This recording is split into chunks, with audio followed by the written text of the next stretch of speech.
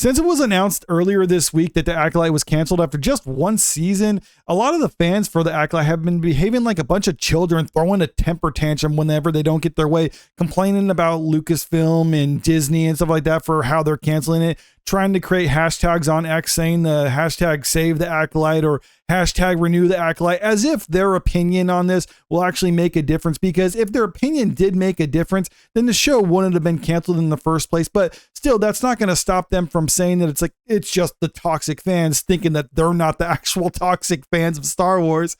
That's the reason why it got canceled, because no, according to them though, the show was actually very successful. It did really well, and a lot of people watched it. It's just that Disney decided to cancel it because, I don't know, those toxic man babies or whatever that didn't want to see a strong woman of color or anything like that, didn't want queer representation, and that's the only reason this show failed. Yes, that's exactly what happened. Disney was making millions of dollars on this show that they spent a lot of money on, and a lot of people really sincerely liked it, but they're going to cancel it just because of a few random people online.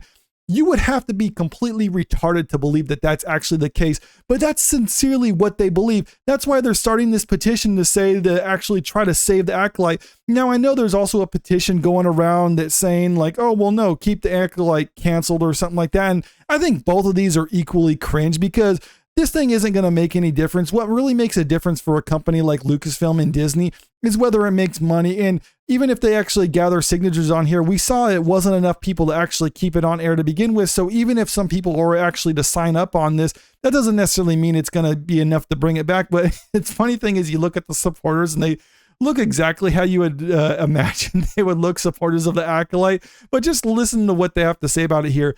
The Acolyte opened doors for so many Star Wars fans, new and old, to feel seen, to feel welcome and accepted by an IP and fandom that hadn't previously been so for anyone who didn't check off certain boxes. Did you actually catch what they're saying there? They're basically saying that you have to be represented in Star Wars, or you have to be a checkbox in order for you to enjoy Star Wars. They're saying they weren't represented in the past, therefore they didn't actually like Star Wars in the past, and the Acolyte is the first thing that's actually made for them. So they're basically saying this is a show that's supposed to be Star Wars, that's not made for Star Wars fans, it's made for people who didn't like Star Wars, and they're wondering why the audience didn't receive the show more positively. Just look at the Rotten Tomato score. It was actually much worse. This is pretty positive. It might be positive review bombing, but I'm not going to go down that route, because review bombing happens both ways.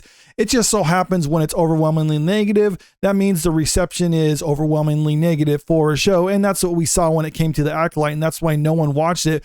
But these people just still can't get it in their head that the show that they enjoyed was not popular. Just look at this article from Forbes talking about it. The very obvious reason Disney canceled the Acolyte, it wasn't toxic Dudebros. If you go down to the article, this is what it has to say. The show was far too expensive and did not draw big enough numbers to justify the cost. The show was far too expensive and did not receive enough critical acclaim and widespread fan support. Those are both kind of the similar points, in that they're saying this show was just too expensive for Disney to produce, which is why it got canceled. And it's no wonder, because this is a show that cost twice as much to produce as Obi-Wan, yet brought in less than half the audience as Obi-Wan. And Obi-Wan itself was considered a failure, which is why that didn't get picked up for a second season. So it's no wonder why this show was canceled. Yet there's going to be people out there defending it, saying that it's really more popular than what some of the numbers are suggesting. I've even seen some people go so far as to say like, oh, well, I saw it's trending online right now on Twitter. That must mean it's a popular show, right?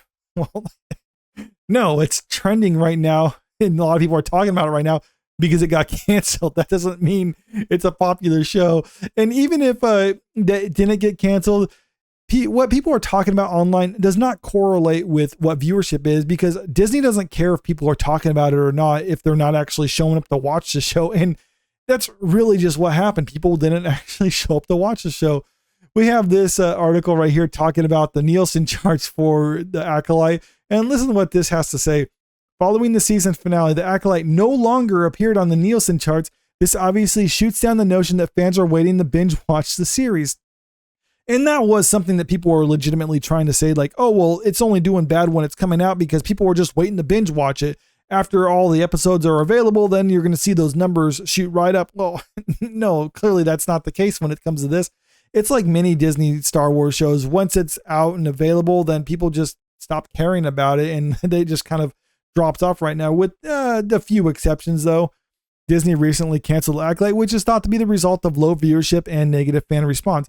That is 100% correct. There was a lot of negative fan response, which led to low viewership, but it's not negative fan response in that people were review bombing it or talking about it on YouTube in a negative way or anything like that. The negative fan response was people watching it and not liking the show. We even saw when it came to viewership figures, it had higher viewership totals during the first episode versus the last one, which means people started watching it and then they're checking out. Now compare that to something else that actually is getting renewed for a second season, like Andor, for instance, that had more viewers during its last episode than it had during its first episode, which means people watched it and then it had good word of mouth. So other people came into it and they were decided to check it out. And sure enough, they liked it.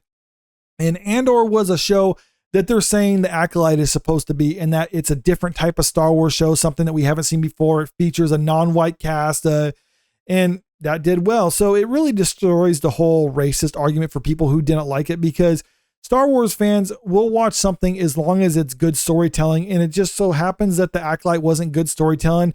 And when they're trying to use all these check boxes and stuff before the show even comes out, it's pretty much a red flag that they have no confidence in the story that they're writing. So they're already basically prepping excuses.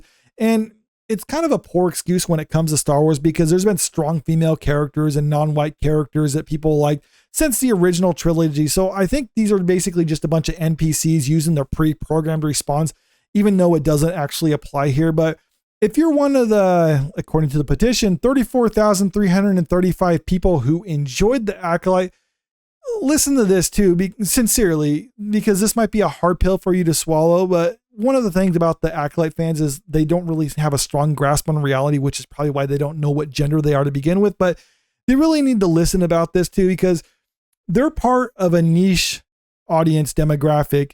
And when you're part of a niche demographic, then you have to understand the shows that you like and the movies you like, if they're going to cater specifically to you, then it's not going to have wide appeal.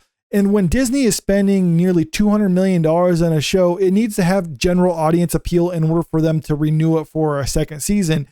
This didn't have that. Now, if they spent maybe like 10, 15, $20 million on it, then maybe they could justify actually renewing it for a second season with the audience that they have. But as it stands right now, they just spent too much money on the show, and that's why it's not getting picked up for a second season. It's not because people didn't like it, unless you're saying people have to watch something they don't like in order to appease you. And if that's the case, well, then I'm sorry, I'm just going to have to agree to disagree with you on that one.